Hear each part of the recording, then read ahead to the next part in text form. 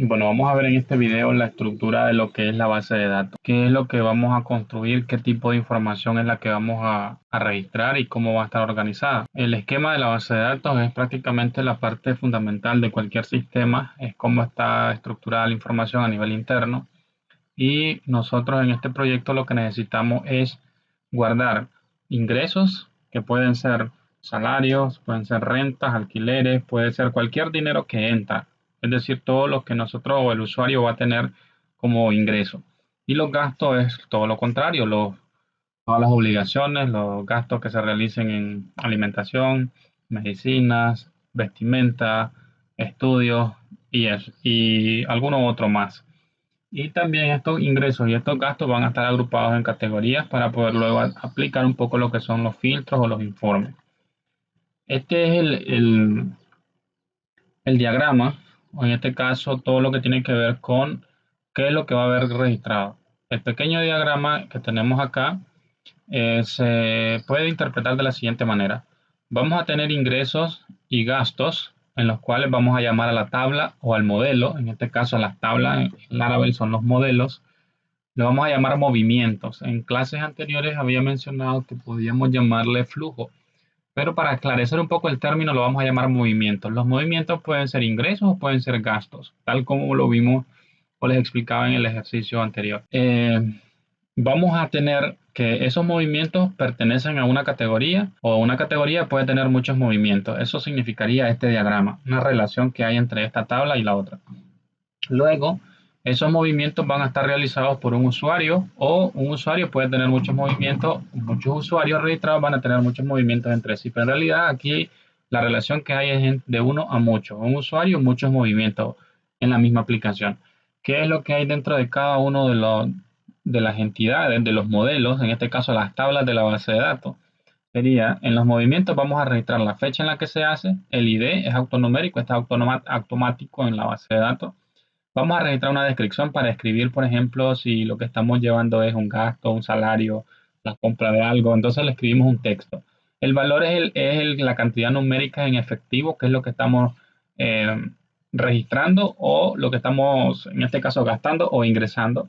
Vamos a tener el user ID. Este user ID es un campo que proviene de que sería este ID de la tabla usuario, se va a registrar en la tabla de movimiento. Luego tenemos categoría ID, que sería la categoría a la que pertenece este gasto, este movimiento que hagamos, que viene de esta tabla. Por tanto, esta tabla de movimientos va a tener un campo de acá de usuarios y un campo de categoría. Ahora, esa diferenciación que vamos a tener en la misma tabla de los movimientos, la vamos a identificar con el campo tipo. Va a ser un número entero el que vamos a registrar aquí. Podemos definirlo como 1 para todos los ingresos y 0 para todos los gastos. Entonces, si yo registro un salario, voy a escribir en el campo tipo el número 1 porque es un ingreso. Si yo registro, por ejemplo, el pago de energía eléctrica, es una salida, es un gasto, entonces en tipo le pongo 0. Para que de esa manera nosotros podamos tener una diferenciación, registrando los mismos campos, los mismos registros en la misma tabla, pero el campo tipo nos va a servir para diferenciar qué cosa es un ingreso y qué cosa es un gasto. Bueno, de esta manera y en este ejercicio tenemos ya lo que son el diagrama entidad-relación con algunos campos de una manera rápida en el cual vamos a hacer el funcionamiento o vamos a tratar de llevar a hacer que todo esto funcione de la mejor manera. Entonces, esto a nivel informativo, todo lo que corresponde a lo que es la base de datos. Acá tenemos una demostración de la información general que va a tener la aplicación.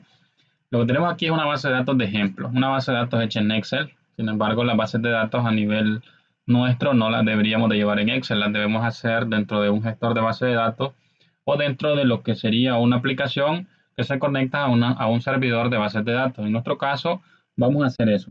Tenemos un ejemplo para definir dejar más entendido el tipo de información que vamos a llevar. Tenemos una tabla de descripción, como lo mostrábamos en el diagrama.